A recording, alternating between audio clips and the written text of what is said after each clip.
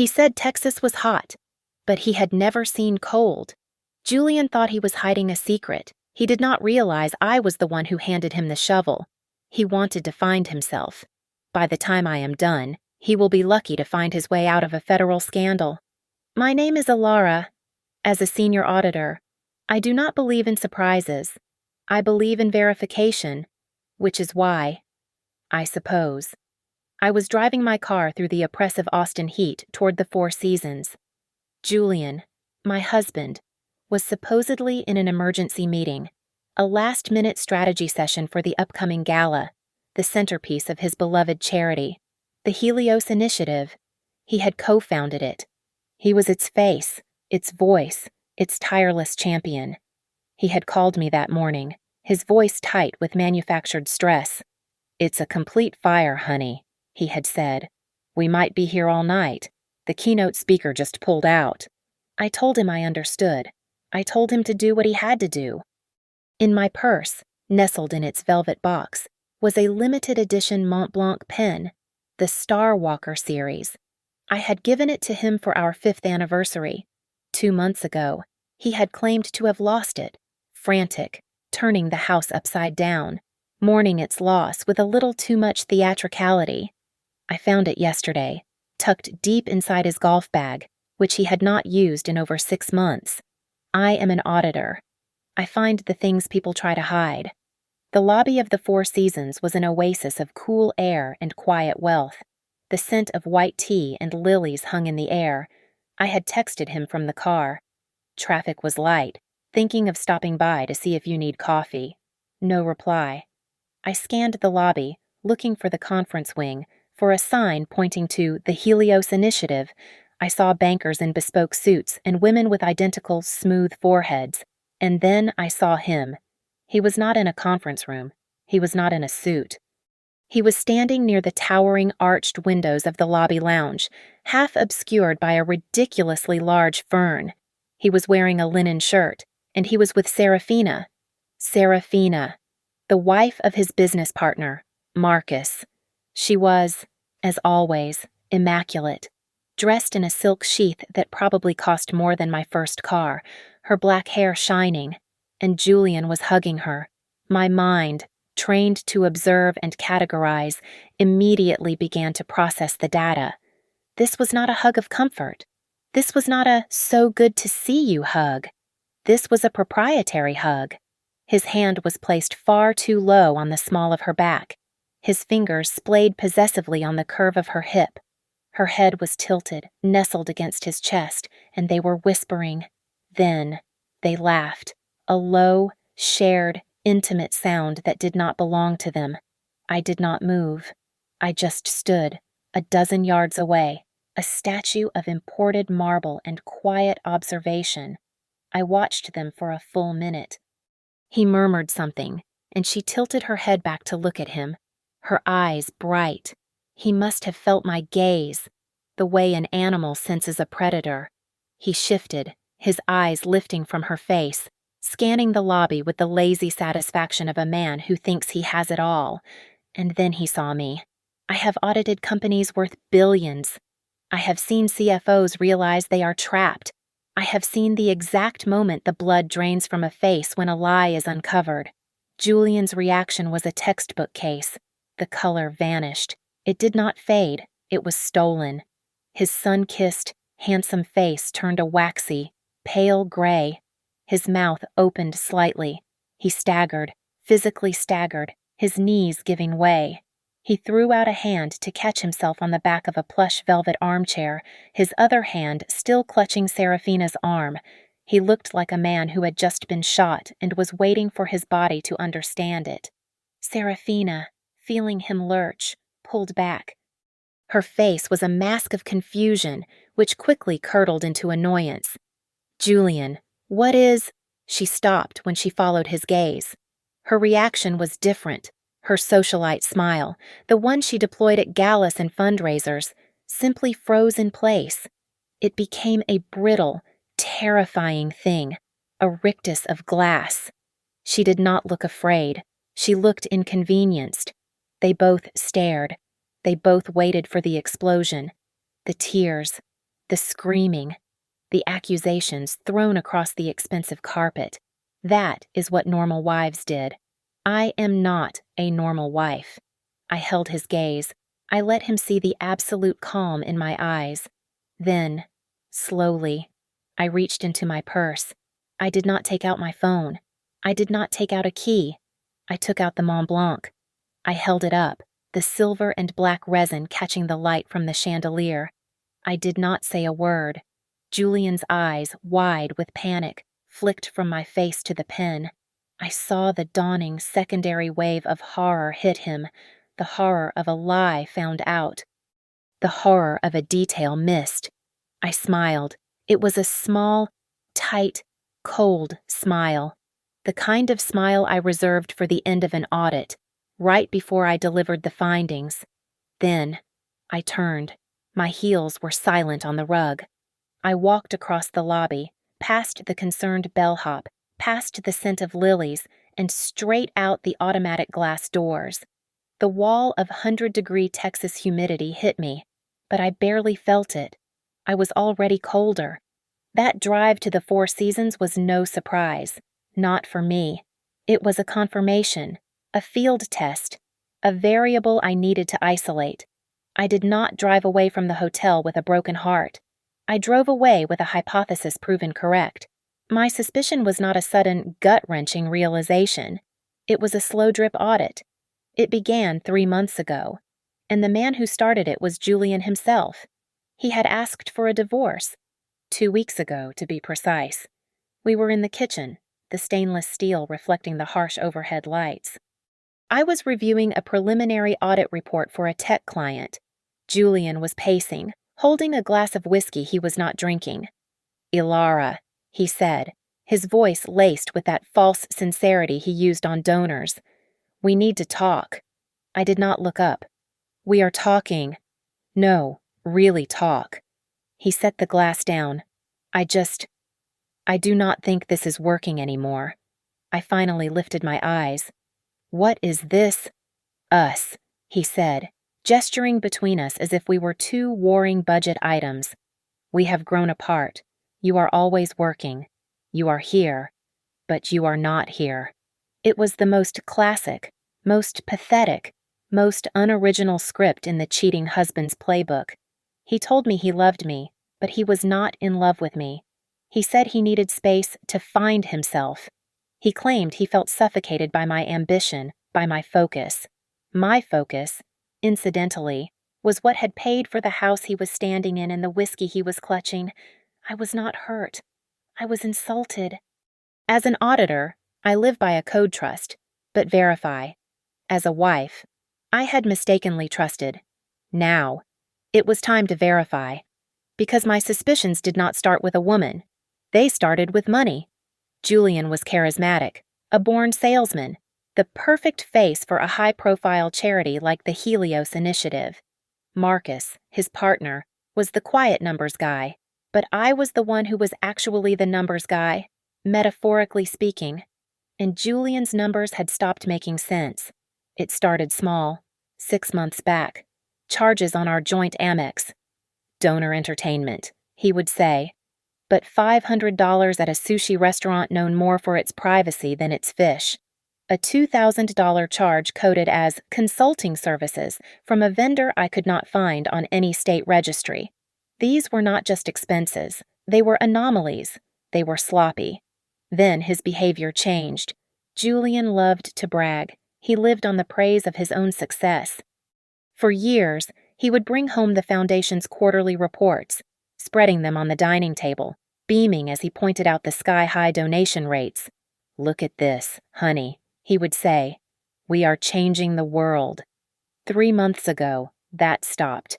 When I asked how the latest funding drive went, he became vague. "It is complex," he would murmur.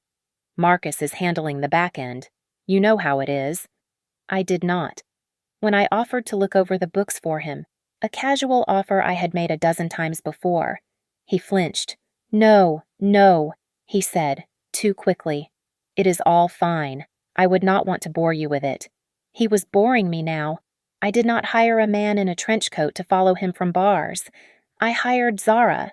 Zara was not a private investigator in the traditional sense. She was a digital forensics expert, a woman who lived in the dark web and spoke in code. She had her own private, unmarked office in a nondescript building downtown. I met her through a client, a CEO who had used her to find which board member was leaking information to the press. I sat in her minimalist office, the air humming from a server rack in the corner. "I need to know what you are looking for. Mrs. Caldwell," she said, her eyes never straying from her screen. "My husband is Julian Caldwell," I said. She nodded once. "I know. The Helios Initiative. The golden boy of Austin philanthropy. I am not interested in his personal life." I lied. Or at least, I told a partial truth. "I want you to look at his partner, Marcus, and I want you to look at the foundation.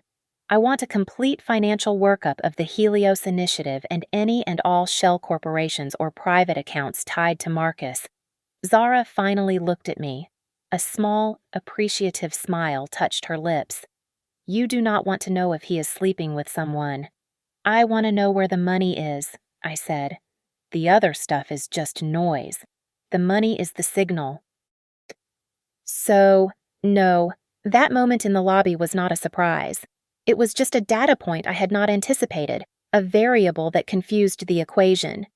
Julian, my charismatic, brilliant husband, was not just a liar. He was a fool. He was so busy getting his linen shirt rumpled by his partner's wife that he had no idea I was already inside his digital vault.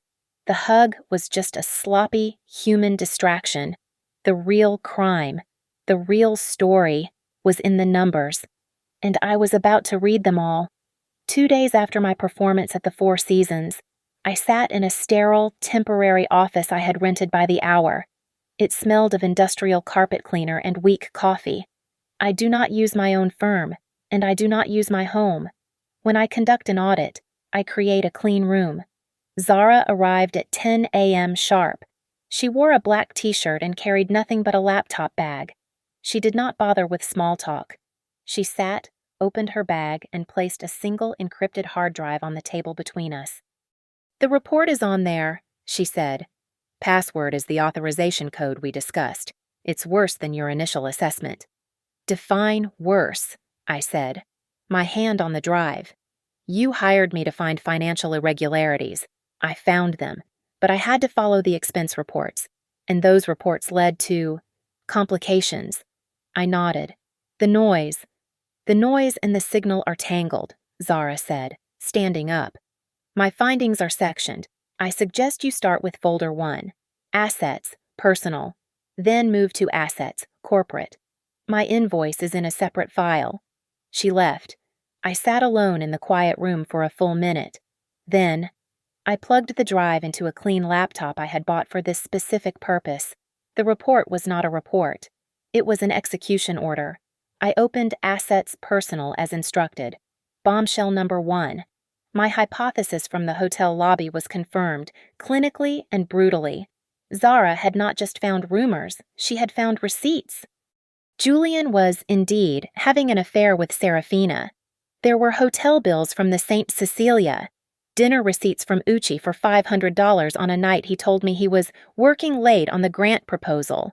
And the pictures, not just lobby hugs, pictures of them in a parking garage, kissing, pictures of them entering a private suite, time-stamped.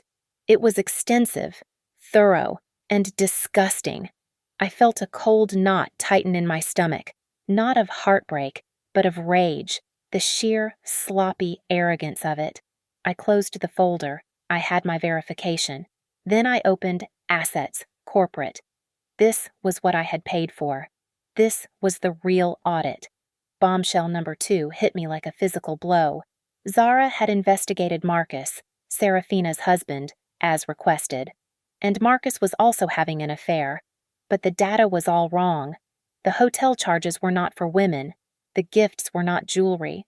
They were for Leo. Leo, the 20-something bright-eyed grant writer at the Helios Initiative. The one Julian always called a real rising star. Zara had pictures of them too. Marcus and Leo at a quiet wine bar, their heads close together. Marcus and Leo checking into a hotel in Marfa, a trip coded as donor outreach. It was a staggering, complex web of infidelity. Julian with Serafina, Serafina with Julian, Marcus with Leo. I almost laughed. It was a pathetic, chaotic mess. Then I saw the third folder. It was simply labeled Cayman. This was bombshell number 3, the one that changed everything, the one that turned this from a divorce into a federal case. The relationship between Marcus and Leo was not just sexual. It was the entire purpose. Zara had unspooled a network of shell corporations. It was almost beautiful in its structure. Money was funneled from the Helios Initiative's main clean energy fund, the one Julian was so proud of, into a series of consulting firms. Apex Solutions, Terra Global, names that meant nothing. These firms then billed Helios for services never rendered, and the money was wired, clean, to offshore accounts. And the amounts. We were not talking about padding an expense report. We were talking millions, tens of millions of dollars in donor money. Stolen. Marcus and Leo were not just lovers. They were partners in a massive, multi-million-dollar embezzlement scheme. I scrolled through the wire transfers, the incorporation documents, the IP logs, and I looked for one name, Julian. He was not there. His name was not on a single shell company. His signature was not on a single wire transfer. His name was only on the foundation's letterhead. The smiling, charismatic face used to raise the very money Marcus and Leo were stealing. Julian, my husband, the co-founder, was completely clueless. He was so consumed by his sordid, cliché affair with Serafina, so busy finding himself and blaming me for his unhappiness, that he never noticed his partner was systematically gutting their entire foundation. I sat back. The air in the room felt thin. I had come looking for a simple financial discrepancy. I had found a felony. Julian had not just been cheating on me. He had been played for a fool by everyone around him. And he had used my money, our life, as collateral. He came home just after 8 p.m. I heard his key in the lock, the hesitation. He walked in not as a husband, but as a defendant entering a courtroom he hoped was empty. I was in the living room, sitting in the dark. I did not turn on a light. I wanted him to see me as a silhouette, to let his guilt fill in the details. Ilara. His voice was strained, high. You are home. I tried calling you. I was busy, I said. My voice was flat, dead.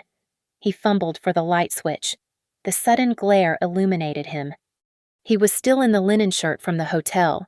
His face was a mess pale, sweaty, his eyes wide and bloodshot. He looked like he had been running. Ilara, what you saw today, he stammered, his prepared speech crumbling before it even began. It was not what it looked like. Serafina was upset. Marcus has been difficult. It was just a hug. I waited. The silence in the room was absolute, heavier than any accusation. It was just a hug, he repeated, his voice weaker. I placed my phone on the coffee table. The screen was dark. My phone died, I said. I used the rental's tablet. I tapped the screen. It lit up. I had placed only one file on the desktop. Just one. Not the financial records. Not the offshore accounts. Not Marcus and Leo. Just one photo. The one from Zara's report, taken in the parking garage. The one where his hands were tangled in Serafina's hair and his mouth was on hers. It was high resolution. Undeniable. He did not move toward it. He saw it from the doorway. The sound he made was an ugly, small thing, a gasp that turned into a sob. His legs gave out. It was not a faint like at the hotel. It was a complete collapse. He sank to his knees on the expensive rug, his hands covering his face. I am sorry, he wept. Oh God, Ilara, I am so sorry. I just watched. I let him cry. I audited his performance. It was convincing, but sloppy. He finally looked up, his face slick with tears. It happened. I did not mean for it to. When? I asked. My voice was a scalpel. A few months. 4, maybe 5, he admitted. And then came the part I knew was next. The pivot. The transfer of blame. You are just so distant. Ilara, he choked out. You are always at the firm. You are always working on your audits. I was lonely. You left me alone. She saw me. She listened. I had neglected him. Of course. My focus, my ambition, my refusal to be a decorative accessory was the real crime. His infidelity was merely a symptom of my failure. It was pathetic. It was predictable. And it was exactly what I needed. I let my own face crumple. I manufactured a tremor in my voice. You were lonely, I whispered, as if the concept was too painful to process. You were lonely, so you destroyed our marriage. No, I did not. I do not want to destroy it, he said, scrambling toward me on his knees, grabbing my hand. His was clammy. We can fix this. I will end it. I will end it tonight. I swear. Please, Ilara, do not do this. Think of the foundation. Think of everything we built. I pulled my hand away, stood up, and walked to the window, turning my back to him. I let him see my shoulders shake. I was not crying. I was trying not to laugh at the irony. He was using the foundation to save himself, not knowing the foundation was the very thing that would destroy him. I do not know, Julian, I said, my voice thick. I do not know if I can ever look at you again. Please, he begged from the floor. Anything. I will do anything. I stayed silent for a full minute. I let him stew in the panic. Then, I turned around, wiping at my dry eyes. The gala, I said. He looked confused. What? The Beacon of Hope Gala. It is next month. It is the biggest night for Helios. All your donors, the board, the press. A scandal right now. It would ruin you. It would ruin everything. He nodded, grabbing onto the lifeline. Yes, exactly. We have to be careful. I am willing, I said, the words tasting like ash. To consider, thinking about, saving this. But I have one condition. You and I will attend that gala. Together. We will smile. We will be a united front. We will show everyone that we are strong. After the gala, after the foundation is secure, then we can decide what to do with this mess. The relief that flooded his face was incandescent. He visibly brightened. He thought he had won. He thought I was prioritizing the foundation, his foundation, over my own heart. He thought I was still controllable. He thought he had been given a month to fix it, to woo me, to manage me. Yes, he said, nodding vigorously, getting to his feet. Yes, of course, you are right. That is smart. That is so smart. Ilara, thank you. We can get through this. He moved to hug me. I put a hand up. Not yet, I said, the picture of a wounded wife. I need time. He nodded, accepting his small punishment, blind to the execution. Of course. Anything. He walked out of the room, heading for the shower, already planning his next lie. He did not know that I had not just offered him a condition. I had just set the date. Julian was sleeping in the guest room. He said it was out of respect, to give me space. In truth, he was a coward, and he was sleeping terribly, plagued by the small, pathetic guilt of an adulterer. He was worried about losing his wife. I was not sleeping at all, and I was worried about federal indictment.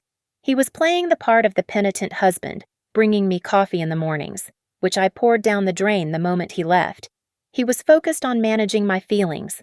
I was focused on mitigating my legal exposure. The next morning, I did not call a divorce attorney. Divorce attorneys are for broken hearts and dividing assets. I was dealing with wire fraud, embezzlement, and a multi-million-dollar conspiracy that had my husband's name on its letterhead. I called Thorne. Thorne does not have a flashy website or television commercials. His office is on the 40th floor of the Frostbank Tower, a fortress of glass and steel.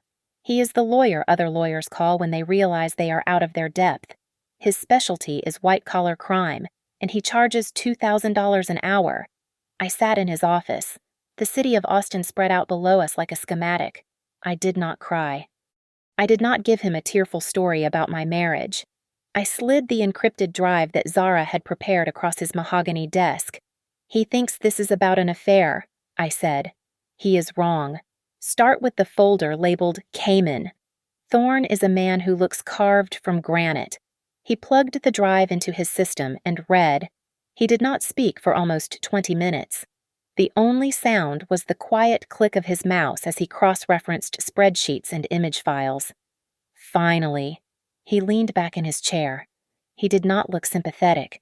He looked energized. Mrs. Caldwell, he said, his voice quiet. This is not a divorce. This is a federal case. I am seeing RICO predicates, mail fraud, wire fraud. This is spectacular. I am aware, I said. Julian is not. He is the face, but his name is not on the wire transfers. He is the fool, not the primary criminal. The U.S. attorney will not see that distinction, Thorne said, steepling his fingers. They will see him as the co-founder. They will see him as complicit, and as his wife, with joint assets, shared accounts, and a community property state. They will see you. That is why I am here, I said. My objective is not reconciliation. My objective is separation. I want my finances, my assets, and my name completely, surgically severed from his before this story breaks. Innocence is irrelevant, Thorne said. Proximity is everything. Julian is radioactive, and you are standing right next to him. Then move me. Thorne's work began that hour. He started preparing the filings. Not a simple divorce petition, but a complex series of injunctions, asset declarations, and post-nuptial partitions. We would file everything at once, timed to the exact moment of my choosing. We had to prove that my income came from my firm, that my assets were acquired independently, and that I had zero operational involvement in the Helios initiative. Thorne's job was to build a firewall. My job was to provide the bricks. While Thorne built the legal wall, I went to work on the data. Julian's performance of guilt made him sloppy and inattentive. He was so busy giving me space that he never questioned why I was suddenly working late in the home office every night. As Julian Caldwell's wife, I still had administrative passwords. I still had access to the cloud server. I was, in his eyes, the supportive, grieving partner. At 2 a.m., while he slept his guilty sleep in the guest room, I logged into the Helios Initiative's main server. I was not looking for the fraud. Zara had already found that. I was looking for the victims. I initiated a full backup of the donor database. The high rollers, the politicians, the old money families of Austin. I downloaded every contact, every pledge amount, every private email address. When the foundation collapsed, they would need a clear explanation from someone who was not in handcuffs. I would be the one to provide it. I had the legal strategy. I had the data. Now I needed to accelerate the collapse. I knew from Zara's report that Marcus and Leo were the architects, but I also knew men like them. Leo was young, ambitious, and clearly being used. Marcus was arrogant. The weakest point in any conspiracy is the greed. I went online. I ordered a new Tag Heuer Carrera, an expensive watch, just over $5,000. It was flashy, ambitious, exactly the kind of thing a young grant writer like Leo would covet but could not quite justify. I paid cash and used a courier service, sending it to the Helios office. I had it gift-wrapped. Inside, the card did not have a signature. It had only 5 words, printed in simple block letters. Marcus isn't sharing fairly. Thorne was building the firewall. Leo had received the fuse. Now, I had to light the match. A conspiracy. like any financial statement, is built on a foundation of trust. Marcus and Leo trusted each other to be greedy. Julian and Serafina trusted each other to be discreet.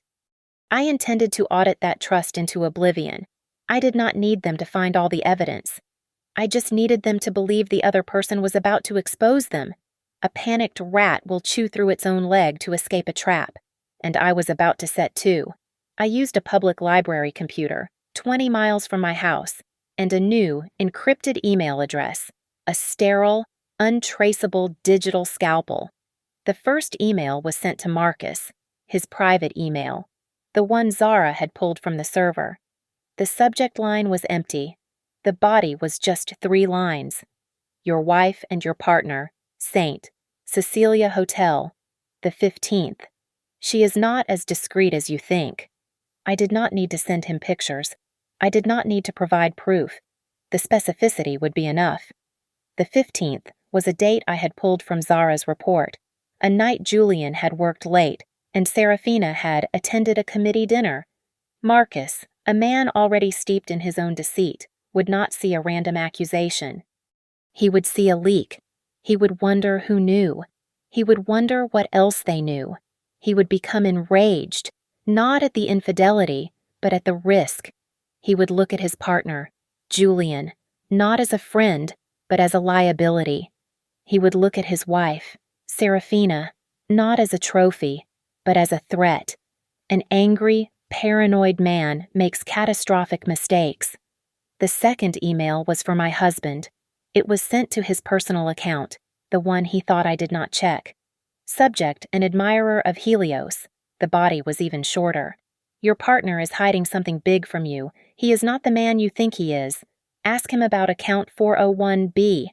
It was a lie, a beautiful, perfect lie. There was no account 401B. It was a meaningless string of characters I had invented. But to Julian, a man already swimming in the low-level panic of his affair, a man who had already asked me for a divorce because he was lost, this email would be a bomb. It was specific enough to sound like an inside tip, but vague enough to make him paranoid about everything. He would not know what to look for, so he would look for it everywhere. He would start questioning Marcus, not about an affair, but about money. And the moment Julian started asking questions about money, Marcus would see a co-conspirator, not an ignorant fool. The digital fuses were lit. Now, for the psychological. I had to play the part of the devoted, heartbroken wife, the one making an effort for the gala. This gave me the perfect ironclad excuse to call Serafina. I called her the next morning. She answered on the 4th ring, her voice clipped. "Hello, Serafina," I said, pitching my voice to sound fragile, wounded. "It is Ilara." The silence on the other end was a solid wall of ice. "Ilara, I am not sure this is a good time." "I know," I said, letting a small tremor enter my words. "I know this is awkward, but Julian and we are trying for the foundation, and he is so worried about the gala. I really need to make this perfect for him, and I know you have such wonderful taste. I was hoping you could help me." She was trapped. To refuse was to admit guilt, to confirm the awkwardness. "Of course," she said, her voice like grinding glass. "What do you need?" This began my campaign of meticulous psychological torture. I called her 3 times that day. The first call was about floral arrangements. "Do you think hydrangeas are too somber, or are the white roses too funereal? I do not want to send the wrong message." The second call was about the font on the invitations. "Serafina, I am so sorry. One last thing. Do you prefer serif or sans serif? Julian always says I overthink, but I feel like serif is just so final. Do you not think?" The third call, at 9 p.m., was about the cocktail napkins. With every call, her voice grew tighter, the facade of her socialite poise cracking. I was not just her lover's wife. I was a problem on her schedule.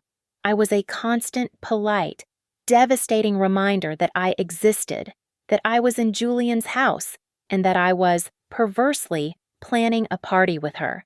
She was my husband's mistress, and I had just made her my unpaid intern. I wanted her angry. I wanted her distracted. I wanted her so sick of hearing my voice that she would become careless with Julian. I wanted all of them Julian, Serafina, Marcus, so consumed by their own small fires that they would not see the inferno I was building around them. My plan was not a bomb. It was a virus. I had infected the system, and now I just had to wait for the fever to break. It broke faster than I could have imagined. Zara sent me a secure message 1 week before the gala. "The rats are fighting in the cage," it read. She attached her report. It seemed my anonymous email to Julian about account 401B had worked too well. He did not confront Marcus. He did something far more stupid and far more damaging. He panicked, worried about his money, his reputation. He did what he thought was a smart, executive move. He hired an outside auditor, a small, independent firm, just to take a quick look at the books before the gala, to make sure everything was in order. He told Marcus it was just due diligence. To Marcus, a man currently funneling millions of dollars into the Cayman Islands, the word auditor was not due diligence. It was a declaration of war. He panicked. Zara reported a massive data wiping attempt on the Helios server, a sloppy, desperate move that left digital fingerprints everywhere. At the same time, Marcus had received his own email, the one about the Saint Cecilia. He had not confronted Serafina. He had gone straight to her wallet. Zara confirmed he had canceled all her credit cards. The Amex Platinum, the Neiman Marcus charge card, all of it. Serafina, the queen of Austin society, was suddenly, humiliatingly, insolvent. Then Marcus called Julian. Zara did not have audio, but she had the call log, and she had the text message Julian sent Serafina immediately afterward. "He knows. He called me. He said he would ruin me. What did you do?" It was beautiful. The affair, the embezzlement, the lies, they were all collapsing into one magnificent singularity of paranoia. But the real development, the one I had gambled on, was Leo. The watch had done its job. That $5,000 gift had convinced him of one thing: Marcus was sloppy, and he was being watched. The note. Marcus isn't sharing fairly, had hit its mark. Leo was the one doing the actual work, moving the money, creating the invoices. He was also the one taking all the risk, and the watch confirmed he was just the boy on the side, not the partner. He started to believe, as I intended, that Marcus would cut him loose and pin everything on him the moment the audit began. So, in a desperate, predictable act of self-preservation, Leo began to fight back. He started building his own lifeboat. He did not just wipe data, he started copying it. He bypassed the main server and went directly to Marcus's personal hard drive. He copied the real ledgers, the ones that detailed the offshore accounts, the transfer amounts, the real timelines. He was gathering every piece of evidence that would indict Marcus, intending to use it as a shield. He was looking for a buyer, and he thought he found one. I received an email, 2 days before the gala. It was from a new, anonymous account, just like the ones I had used. Subject: "We have a mutual interest. I know what you are doing. I know what he did. I know what Marcus is doing. I have the real files. Everything. The Cayman accounts, the wire transfers, the names. I can give them to you. I want immunity. I want out." Leo. He thought I was just a jealous wife. He thought he could trade me the financial data in exchange for me taking down Julian. He had no idea I already had it all. He had no idea I was the one who sent the watch. He had just confirmed he had the one thing I did not: the most recent transactions, the proof of Marcus's panic, and a willingness to testify. He was not just a co-conspirator, he was my star witness, gift-wrapped. I typed my reply. "Bring it to the gala, a hard drive. Give it to me there, during the cocktail hour. If the data is as good as you say, maybe we can make a deal." I did not offer him immunity. I did not offer him a way out. I just offered him a maybe. The gala was no longer just an execution date. It was now a evidence handoff. Leo would be walking into that ballroom carrying a ticking bomb, and he was going to hand it directly to me, believing I was his salvation. He had no idea I was just a different kind of auditor. The ballroom at the W Hotel was a sea of manufactured hope. The theme for the Beacon of Hope Gala was a glimmering future, and the room was draped in white silk and lit by thousands of tiny flickering lights meant to look like stars. It was suffocating. Hundreds of Austin's elite were there, tech billionaires, state senators, old oil money, and the requisite media personalities, all drinking overpriced champagne and congratulating each other on their own generosity. They were not here for charity. They were here to be seen. I had chosen my dress for that very reason. It was a column of emerald green silk that left my back bare. My hair was pulled back, severe and clean. I wore diamond earrings that Julian had bought me, a small, ironic touch. I was not a wife. I was an asset.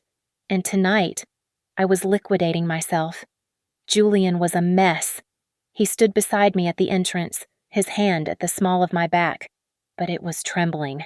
His smile was a rigid, painful thing. He was sweating through his tuxedo. He kept leaning in, whispering, "You look stunning, Alara. Thank you for doing this. It means everything." He thought this was me saving his marriage. He had no idea this was me saving myself. "We must present a united front.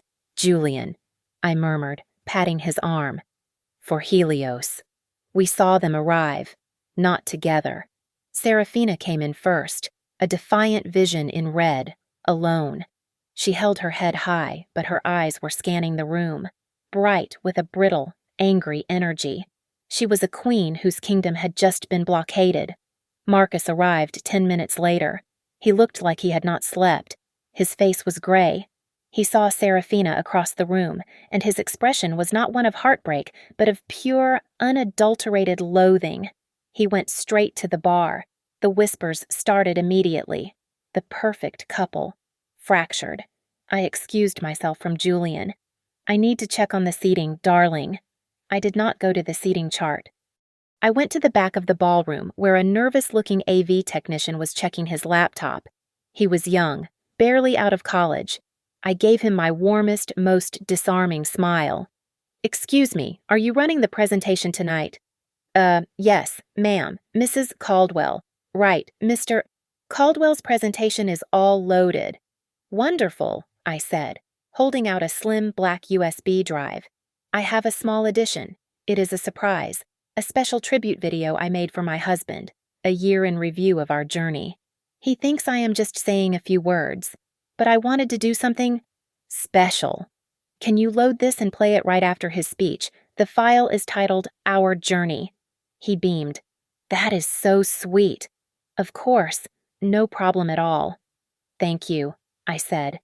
"It is our little secret." As I turned, I scanned the edges of the room, and I found him. Leo. He was hovering near the exit, just past the control booth, looking like he was about to be physically ill. He was pale, his eyes darting. He was clutching a thin laptop bag as if it were a life preserver. He saw me, and his eyes widened in panic. He was my trigger, waiting for his signal. I gave him a small, imperceptible nod. I saw his hand tighten on the bag. He was ready. One last piece of kindling. I spotted Arthur Vance, the chairman of the board of Helios, holding court near the stage. He was a 70-year-old man who believed his entire legacy was this foundation. I grabbed a glass of champagne from a passing waiter and walked toward him. I timed my step. Accidentally, stumbling as someone passed. "Oh, my..." The entire glass of champagne, a full 6 ounces, went straight down the front of Arthur's tuxedo. "Oh, Mr. Vance Arthur, I am so terribly sorry," I gasped, grabbing napkins from the table. "Goodness, Alara," he sputtered, shocked, wiping at his shirt. I am just so clumsy tonight. My hands are shaking. The pressure of this evening. I suppose, I said, dabbing at his lapel, leaning in close, my voice dropping to an urgent whisper. He was annoyed, but he put a fatherly hand on my arm. It is just a suit. Ilara, you seem rattled. I am, I whispered, my eyes meeting his. Arthur, I am terrified. Julian is in serious trouble. Deep, deep trouble. I cannot say more, but it is bad. He frowned. What are you talking about? The audit. Worse, I said, pulling back. Please, after my tribute video starts, do not trust a word he says. Do not trust anyone on that stage. Watch it, and then call your lawyer. Call him immediately. I stepped back, my face a mask of devastation. I am so sorry about the suit. He was not listening. He was just staring at me, the champagne forgotten. Ilara, what have you heard? Just watch, I said. I should get back to Julian. I left him, a statue of dripping confusion, and walked back to my husband's side. I slipped my arm through his. Everything okay? Julian asked, his eyes on Arthur's wet suit. Everything is perfect, I said, smiling up at him. I just cannot wait for your speech. The house lights dimmed, the thousands of tiny starlights on the ceiling glowed, and a single spotlight found Julian on stage. He looked polished, confident, and completely unaware. He was standing on his own gallows, believing it was a pedestal. I sat at the front table, the beacon table, and I smiled at him. A perfect, supportive, loving smile. He began his speech. It was the one I had heard 100 times, full of soaring rhetoric about legacy, community, and the future of Austin. He was a phenomenal salesman. The room was rapt, hanging on every word. He spoke for nearly 10 minutes, his voice building, his confidence absolute. He was not just fooling them, he was fooling himself. He reached his finale, his voice dropping to a tone of humble, heartfelt sincerity. And finally, he said, his eyes scanning the room, landing on me. This is not something one achieves alone. It takes a support system, a rock. He gestured, and the spotlight swung, finding me. I blinked, pretending to be surprised. I want to end with a special thank you to my beautiful wife, Ilara, he said, his voice thick with emotion. The room erupted in polite, warm applause. I put a hand to my heart. She has been my anchor through a lot, he continued. And, unknown to me, she has prepared a small video tonight, a little tribute about our journey, about the real journey of Helios. He gave a charming, self-deprecating laugh. I have no idea what is in it. Ilara, this is, I am speechless. Please, run the video. He stepped back, hands clasped, a beatific smile on his face, ready to be celebrated. The two massive screens on either side of the stage, which had been displaying the Helios logo, went dark. A title card faded in. Simple, elegant, white text on a black background. A year in review. Truth and transparency. At the table next to mine, I saw Arthur Vance, the chairman, stiffen. The music began, a generic, uplifting orchestral piece. Slide 1, a group of smiling children, beneficiaries of a Helios grant. Slide 2, Julian and Marcus in hard hats, grinning, breaking ground on a solar project. Slide 3, a montage of wealthy donors at last year's gala, shaking hands, holding champagne. The room was relaxed. Julian was nodding, his smile widening. He caught my eye and mouthed, I love you. The music swelled, then stopped. The screen went black for 1 second. Slide 4. It was not a child. It was not a solar panel. It was a high-resolution, time-stamped photograph from the security camera in the elevator at the St. Cecilia. Julian, his back to the camera, his hand tangled in Serafina's dark hair, Her face was tilted up to his, her eyes closed. They were kissing. A sound rippled through the ballroom, not a gasp, a wave, a collective, shocked intake of air. The music did not resume. There was only the sound of 1,000 people in a single, horrified silence. I watched Julian. His smile was gone. It had not faded. It had shattered. He was frozen, his eyes wide, staring at the screen. He turned his head, a slow, robotic motion, to look at the other screen, as if hoping it was a mistake. But the image was there, 20 feet high. From Seraphina's table, I heard the sharp, distinct sound of a wine glass shattering on the floor. What is this? Julian whispered into the microphone, his voice cracking, amplified for everyone to hear. Click. Slide 5. The picture changed. It was a grainy, wide shot from a parking garage. 2 men. Marcus, his face unmistakable, handing a thick black briefcase to Leo. Turn it off! The roar came from the back of the room. Marcus was on his feet, his face purple, a vein throbbing in his neck. Turn it off! He bellowed, surging forward, knocking over a chair. The media table, which had been sleepy, suddenly erupted. The flash of cameras began to strobe, their red recording lights winking on, one by one. Click. Slide 6. The images vanished. They were replaced by text. The title, The Real Projects. Marcus froze mid-stride. It was a flowchart, my flowchart, the one I had spent 3 sleepless nights perfecting. At the top, the Helios Initiative. Below it, a series of arrows pointing to a constellation of shell companies. Apex Solutions, Terra Global, 401B Partners LLC. And next to them, flags, the Cayman Islands, Panama. Oh my God, someone whispered. Click. Slide 7. The ledger. It was a spreadsheet.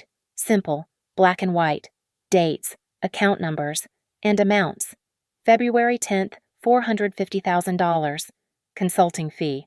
March 2nd, $800,000. Project acquisition. April 19th, $1.2 million. Logistics. It showed, in clinical, undeniable detail, the transfer of millions of dollars in donor money. The money they had all just raised, out of Helios and into the offshore accounts controlled by Marcus and Leo. The room was no longer silent. It was chaos. The ballroom did not just erupt, it detonated.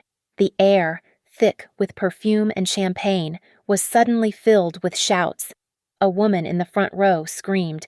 Donors, the ones who had just pledged millions, were on their feet, yelling at the stage. The media table was a frenzy, a feeding shark tank of flashing cameras and reporters pushing their way forward. I stayed seated, watching my husband. Julian was a statue of pure panic. He held his hands up, his mouth opening and closing, but no sound came out. The microphone picked up his desperate, high-pitched breathing. This is a mistake, he finally stammered, his voice booming over the speakers. It is a lie. We have been hacked. This is not real. He looked at me, his eyes pleading, begging me to stand up and fix it, to tell everyone it was a joke.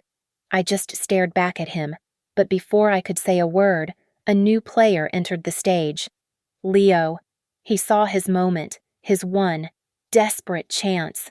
He ran from the side of the room, vaulting onto the stage, and lunged for the microphone, yanking it from Julian's paralyzed hand. He is lying! Leo screamed into the mic, his voice cracking with terror. It was not him! It was Marcus. It was all Marcus. He forced me to do it. He said he would ruin me. I have the proof. I have it all right here. He was holding his thin laptop bag, waving it in the air like a flag of surrender. You little bastard, Marcus roared. He had been halfway up the aisle, but now he charged the stage, climbing it in 2 bounds. He tackled Leo, his full weight crashing into the younger man. They went down in a heap of flailing limbs and expensive tuxedo. wrestling violently for the microphone, their grunts and curses echoing through the ballroom. Julian just stood there, completely useless, watching his partner and his grant writer brawl over the evidence of their crime. Then, from the side, came Serafina. She was not crying. Her face was a mask of pure, white-hot rage. She ignored the fight. She walked directly to Julian. She pulled back her hand and slapped him, hard, across the face. The sound was a sharp crack that cut through the chaos. "You fool!" she shrieked, her voice tearing. "You ruined everything, you stupid, stupid fool." She slapped him again. I saw Arthur Vance, the chairman, standing by his table. His tuxedo was still damp. He was not watching the fight. He was on his phone, his face grim. He was calling the police. My work was done. I stood up. My chair made a quiet scraping sound, but no one heard it. I did not look at Julian, his face red from the slap. I did not look at Marcus, who now had Leo in a headlock. I did not look at the donors or the media. I turned my back on the stage. I calmly picked up my small green silk clutch. I adjusted the strap. As if I were leaving a dull opera, I began to walk. People were pushing past me, surging toward the stage, their faces hungry for the scandal. I walked against the tide, a small, calm island in their chaotic sea. I walked through the lobby, past the registration table, past the coat check. The glass doors of the hotel slid open, and I stepped out into the cool, humid Austin night. They were waiting for me on the curb, just as we had planned. Thorne, my lawyer, stood next to his black town car, his face impassive. Beside him, Zara leaned against the wall, a small, satisfied smile on her face. Thorne stepped forward. He was holding a single folded legal document. "It is done," he said. He did not hand it to me. He just held it. "The divorce petition was filed electronically 30 minutes ago. We were first. Your petition, citing irreconcilable differences, is on top of the pile," he continued, his voice a calm monotone.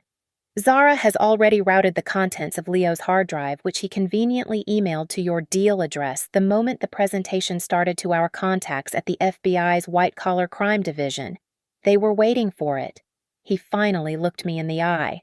"Your assets are secure. The partition agreement is ironclad. You are, as of this moment, legally and financially, your own person." In the distance, I heard them, the first, faint sound of sirens, growing closer, coming for my husband, coming for his partners. I looked up at the night sky. I took a deep, clean breath, the first one I had taken in months. I let the air fill my lungs. It smelled like freedom. I nodded once to Thorne. Then, I got in the car. Thank you for listening to my story. I would love to connect with you all, so please comment below and let me know where you are tuning in from and share your thoughts. Be sure to subscribe to Lily Revenge Stories and like this video. And please, show your support by hitting that hype button so this story can be heard by more people.